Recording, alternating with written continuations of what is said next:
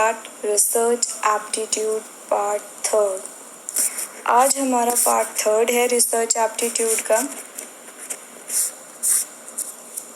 जहाँ पर हम next 10 most important questions previous year के डिस्कस करेंगे। सबसे पहला क्वेश्चन देखते हैं। सबसे पहला क्वेश्चन रीड कीजिए। Snowball sampling is the process of selecting a sample using. तो यहाँ पर जो क्वेश्चन है वो कौन से टॉपिक से रिलेटेड आया है? स्नोबॉल सैम्पलिंग से। किससे रिलेटेड आया है? स्नोबॉल सैम्पलिंग से रिलेटेड क्वेश्चन है। और ये स्नोबॉल सैम्पलिंग जो है वो बहुत इम्पॉर्टेंट टॉपिक है। स्नोबॉल सैम्पलिंग में वो पूछ रहा है कि इसमें से कौन सा प्रोसेस है सैंपल को सेलेक्ट करने के लिए जो हम यूज़ करते हैं। तो स्नोबॉल सैम्पलिंग के अंदर हम कौन सा प्रोसेस यूज़ करते हैं अगर हमें सैंपल सेलेक्ट करना है? तो नेटवर्क्स यूज़ करते हैं, ग्रुप्स यूज़ करते हैं, स्नोबॉल्स यूज़ करते हैं या फिर कंप्यूटर प्रोग्राम्स यूज़ करते हैं।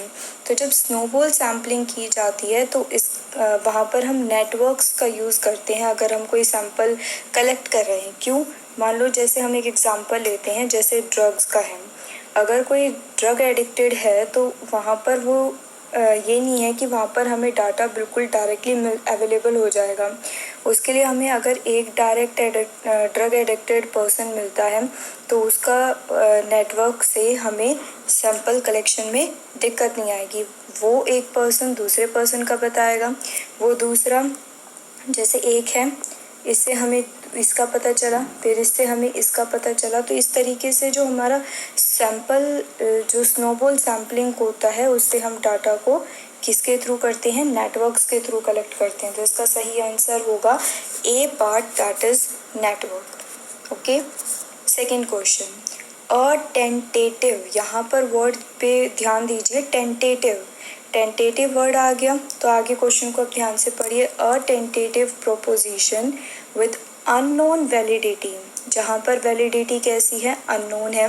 The specifies a relationship between two और मोर वेरिएबल्स इज कॉल्ड, जहाँ पर रिलेशनशिप दो या दो से ज़्यादा वेरिएबल्स के बीच में है और वो अननोन वैलिडिटी को बता रहा है, वो भी एक टेंटेटिव प्रोपोजिशन के साथ, तो उसे हम क्या कहते हैं? उसे हम क्या बोलते हैं? That is research hypothesis. Hypothesis से हमें पता चल जाता है कि वो क्या है? टेंटेटिव स्टेटमेंट है। कैसी होती है hypothesis? Means a tentative statement. तो करेक्ट आंसर क्या हो जाएगा? D part, means research hypothesis. Then we continue with the third question. Third question is related to the quantitative research. हम पहले दो पार्ट्स में भी क्वांटिटेटिव क्वालिटेटिव से रिलेटेड बहुत सारे क्वेश्चंस कर चुके हैं। ये जो टॉपिक है ना, क्वांटिटेटिव और क्वालिटेटिव, ये बहुत ही ज़्यादा इम्पॉर्टेंट टॉपिक है रिसर्च एप्टीट्यूड का। इससे रिलेटेड एक क्वेश्चन आता ही आता है। अब इस क्वेश्चन में हमसे क्वांटिटेटिव रिसर्च के बारे में पूछा है कि इसमें से क्वांटिटेटिव रिसर्च कौन सा है। तो हमें पहले तो ये पता होना चाहिए कि जो क्वांट होता है वो टॉप डाउन होता है। कैसे होता है? ऊपर से नीचे आता है। जो क्वालिटेटिव होता है वो बॉटम अप होता है, वो नीचे से ऊपर की तरफ जाता है। यहाँ पर हमसे क्वांटिटेटिव पूछा है तो क्वांटिटेटिव कौन सा होगा? टॉप डाउन, मीन्स ऊपर से नीचे की तरफ होगा। तो कौन सा होगा इसमें से? ऑप्शंस देखो, एथनोग्राफिक होगा, अनस्ट्रक्चर्ड, डिस्क्रिप्टिव की स्ट्रक्चर्ड। तो हमें पता है कि जो क्वांटिटेटिव होता है वो स्ट्रक्चर्ड अप्रोच होती है। कौन सी होती है? Structured approach. तो correct answer is D, fourth part. Quantitative research is also called as structured approach. Question number fourth. Mailed questionnaire, observation, interview and collective questionnaire are instances of. यहाँ पर आपको देखो एक हिंट मिल गया कि यहाँ पर इंटरव्यू है, ऑब्जर्वेशन है, मेल्ड क्वेश्चनियर्स हैं। ये सब चीज़ें ऐसी हैं कलेक्टिव क्वेश्चनियर्स जो हमारी फर्स्ट हैंड इंफॉर्मेशन होती है। मीन्स हम डायरेक्टली इंटरव्यू लेंगे, ये इंटरव्यू किसी और का तो होगा नहीं जो हम इसको यूज़ कर लेंगे। तो इस तरह की जो इंस्टेंसेस होते हैं, एग्जांपल्स होते हैं, वो कौन से सोर्सेज होते हैं? वो प्राइमरी सोर्सेज होते हैं। कौन से सोर्सेज होते हैं? Primary. Then correct answer is third, primary sources. ये तो बहुत ईजी क्वेश्चन था। Then question number 5th, the study of Why does stressful living result in heart attack can be classified as descriptive research, explanatory research, correlational research और feasibility research? वो ये बोल रहा है कि अगर स्ट्रेसफुल लिविंग होती है तो उससे क्या होता है, हार्ट अटैक होता है स्ट्रेसफुल लिविंग से। तो यहाँ पर ये जो स्टडी है वो क्या है, वो कौन सी स्टडी होगी? दैट इज़ बी, इसका आंसर। अच्छा, यहाँ पर मैं स्लाइड में लिखा गया, तो इसका करेक्ट आंसर क्या हो जाएगा? That is answer B, explanatory research, क्योंकि यहाँ पर वो एक्सप्लेन कर रहा है कि स्ट्रेसफुल लिविंग अगर हम जीते हैं तो उससे क्या होता है, हार्ट अटैक होता है। यहाँ पर क्वेश्चन वाई आ गया कि क्यों होता है, वो ये हमें कोरिलेशनल नहीं है, यहाँ पर स्ट्रेस और हार्ट अटैक्स के बीच में कोई कोरिलेशन नहीं है, बल्कि यहाँ पर एक्सप्लेनेशन है कि एक स्ट्रेसफुल लिविंग से हार्ट अटैक आने के चांसेस क्यों हैं। तो इसलिए क्या है, explanatory research. Then sixth, the formulation of a research problem can be compare to. अब क्वेश्चन किस टॉपिक से आया है, आपको टॉपिक साथ साथ मैं बताते जा रही हूँ कि कौन से टॉपिक से क्वेश्चंस आए हुए हैं। तो जो ये वाला क्वेश्चन है ये रिसर्च प्रॉब्लम से रिलेटेड है कि जब भी रिसर्च प्रॉब्लम को फॉर्मुलेट किया जाता है तो वो किस चीज़ से कंपेयर्ड होता है, फाउंडेशन ले करता है बिल्डिंग का, कि होम की वॉल्स को बिल्ड करता है, डोर्स को पॉलिश करता है, कि हाउस की सीलिंग को कंस्ट्रक्ट करता है। अगर हम एक रिसर्च प्रॉब्लम फॉर्मुलेट कर लेते हैं तो वो हम उसे कंपेयर कर सकते हैं किस चीज़ से। अगर हमने एक रिसर्च प्रॉब्लम बना ली है तो वो हमारा क्या होगा, अगर हम एक घर की नींव रख देते हैं, फाउंडेशन बना लेते हैं, तो वो एक रिसर्च प्रॉब्लम को फॉर्मुलेट करने की तरह ही होता है। अगर हमने रिसर्च प्रॉब्लम फॉर्मुलेट कर ली मतलब हमने उस जो हम रिसर्च कर रहे हैं उसकी हमने नींव रख दी। उसी तरीके से laying the foundation of A building, हम एक बिल्डिंग की जब फाउंडेशन ले कर देते हैं तो वो उसी तरीके से होता है। क्लियर हो गया ये क्वेश्चन?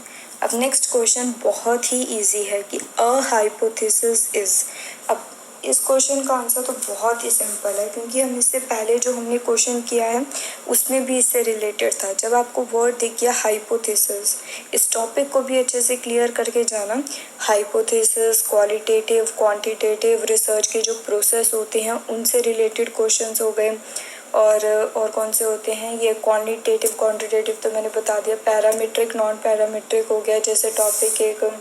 तो इस तरह के जो टॉपिक्स हैं वो बहुत इंपॉर्टेंट है रिसर्च में। कुछ एक दो टॉपिक्स ही हैं, अगर आप उनको अच्छे से क्लियर कर लेते हैं तो आपका डेफिनेटली रिसर्च वाला पार्ट तो अच्छे से हो जाएगा। और मैं अपनी क्लासेस में 1 by 1 हर टॉपिक को एक्सप्लेन करूँगी in detail with explanation, and MCQ practice भी मेरे सेशंस पे होगी। तो इस क्वेश्चन को देखिए, हाइपोथेसिस क्या है? क्या वो सर्टेन और एस्टैब्लिश्ड फाइंडिंग्स है? क्या वो रिसर्च क्वेश्चंस का पार्ट होते हैं? क्या वो डाटा को इवेलुएट करने की स्ट्रेटजी होती है? या फिर वो एक टेंटेटिव स्टेटमेंट होती है जो कि एक्सप्लेनेशन प्रोवाइड करती है? तो क्या आंसर होगा 7th का? डी। डी में क्या है कि वो एक टेंटेटिव स्टेटमेंट होती है जो कि एक्सप्लेनेशन प्रोवाइड करती है। ठीक है, तो answer is D. The major characteristics of correlational research analysis is to seek out. यहाँ पर हमें क्या करना है, यहाँ पर अब क्वेश्चन आ गया कोरिलेशनल रिसर्च का। टाइप्स ऑफ रिसर्च के भी बहुत सारे क्वेश्चंस देखने को मिलते हैं, अलग बहुत ज़्यादा टाइप्स हैं रिसर्च की। अगर आप टाइप्स ऑफ रिसर्च को भी कवर कर लेते हैं तो एक आध क्वेश्चन तो उससे आ ही जाता है। तो यहाँ पर उसकी मेजर कैरेक्टरिस्टिक्स पूछी जा रही है कि जो हमारी कोरिलेशनल रिसर्च है उसकी मेजर कैरेक्टरिस्टिक्स क्या है। क्या वो वेरिएबल्स के बीच में डिफरेंसेस को देखता है? क्या वो वेरिएबल्स के बीच में वेरिएशंस को देखता है? या वेरिएबल्स के बीच में एसोसिएशन को देखता है? या फिर रिग्रेशन वेरिएबल्स के बीच में? तो कोरिलेशनल रिसर्च की मेजर कैरेक्टरिस्टिक्स क्या हो जाएगी? दैट इज सी, वो एसोसिएशन देखता है किसके बीच में? वेरिएबल्स के बीच में। Okay, then question number 9, research that focuses on social inequality between man and women is. वो रिसर्च जो किस चीज़ पर फोकस कर रही है? सोशल इनइक्वालिटी पर फोकस कर रही है, वो भी मैन एंड वुमेन्स के बीच में, तो वो कौन सी रिसर्च होगी? Comparative research, longitudinal research, action research कि फेमिनिस्ट रिसर्च? मतलब यहाँ पर हमें सीधा सीधा हिंट दिया हुआ है क्वेश्चन में कि ऐसी रिसर्च जो कि सोशल इनइक्वालिटी पर फोकस करती है मैन एंड वुमेन्स के बीच में। कंपैरेटिव, क्या यहाँ पर कंपैरिजन हो रहा है मैन वुमेन्स के बीच में? लॉन्गिट्यूडनल रिसर्च है। एक्शन, क्या इमीडिएट एक्शन लिया जा रहा है? इमीडिएट एक्शन की तो बात ही नहीं हो रही, ना ही किसी लॉन्गिट्यूडनल रिसर्च की बात हो रही है। लॉन्गिट्यूडनल होता है कि मतलब एक ही टाइम पर हम क्या कर रहे हैं, अलग अलग पर्सन्स के साथ कर रहे हैं, या अगर हम अलग अलग टाइम पर एक ही पर्सन के ऊपर डाटा कर रहे हैं। तो लॉन्गिट्यूडनल कौन सा होता है कि हम अलग अलग टाइम पर लेकिन एक ही पर्सन पर रिसर्च कर रहे हैं, तो उसकी भी बात नहीं हो रही यहाँ पर, कंपैरिजन भी नहीं हो रहा, तो that is the feminist research. यहाँ पर फोकस कौन सी रिसर्च पर किया जा रहा है? जब मैन एंड वुमेन्स के बीच में सोशल इनइक्वालिटीज़ की बात होती है, तो यहाँ पर कौन सी आ गई? Feminist research.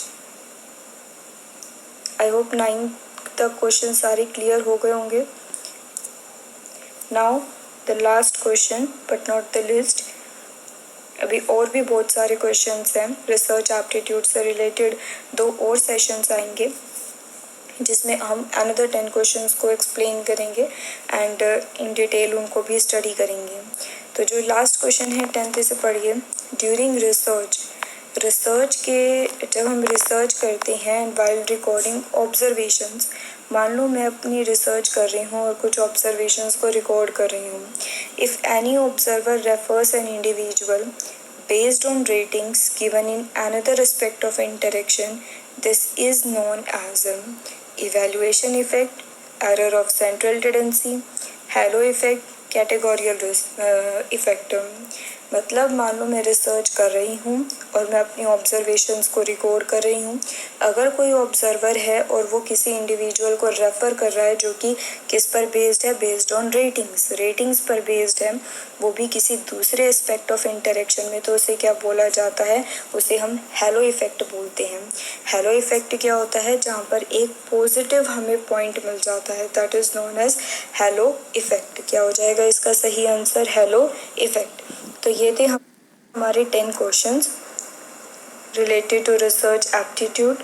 Previous year questions थे ये 10 मोस्ट इम्पॉर्टेंट। अब आपको मैं बताना चाहूँगी कि ये मेरा यूट्यूब चैनल है कॉमर्स हब। प्लीज़ सब्सक्राइब करिए, वहाँ पर जाके बेल आइकन पे क्लिक कीजिए, लाइक कीजिए, कमेंट कीजिए। ये चैनल है कॉमर्स हब, वहाँ पर subscribe, like, comment and share कीजिए। आपको और भी बहुत सारी क्लासेस पेपर 1 की, पेपर 2 की वहाँ पर डेली मिला करेंगी विद अ मोटिवेशन। आपको डेली वीकली मोटिवेशन भी मिला करेगा वहाँ पर। अनअकैडमी के साथ साथ वहाँ पर भी आपका सिलेबस चलता रहेगा। जो भी इम्पोर्टेंट थिंग्स होंगी हम अनअकैडमी पे स्पेशल प्लस क्लासेस में भी कवर करेंगे। साथ ही साथ हम यूट्यूब पर भी थोड़ा बहुत कवर करते रहेंगे ताकि जो बच्चे प्लस पर नहीं आ सकते उनको भी एक्सेस मिले क्लासेस का। तो ये हमारा यूट्यूब चैनल ज्वाइन करना ना भूलें।